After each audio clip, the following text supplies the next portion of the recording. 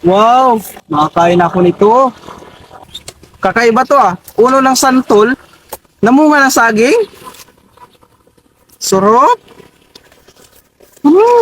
Parang si Kuya Galasgaw yan ah. Lapitan ko nga. Anong ginagawa mo dyan, Kuya Galasgaw? Ay, ito ineng, naghanap ng ng kamote kasi wala kasi akong pangkain sa bahay. Magutom na ako. Ah, ganun ba, Kuya? Kawawa ka naman. Oo nga, ineng eh. Pero sana ako nakitang kamote dito kaso wala akong pabungkal. Ah, ganun ba?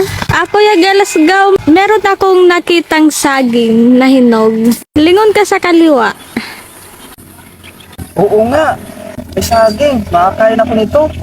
Puntahan ko nga. Wow, makakain ako nito. Kakaiba to ah. Ulo ng santol, namunga ng saging. Sarap.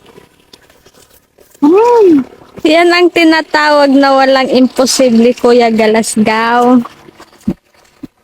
Kaya nga ining eh. Kain ka lang para mabusog ka. Uwi na ako, Kuya Galasgaw. Ingat ka na lang dyan. Salamat ining. Ingat ka din, always.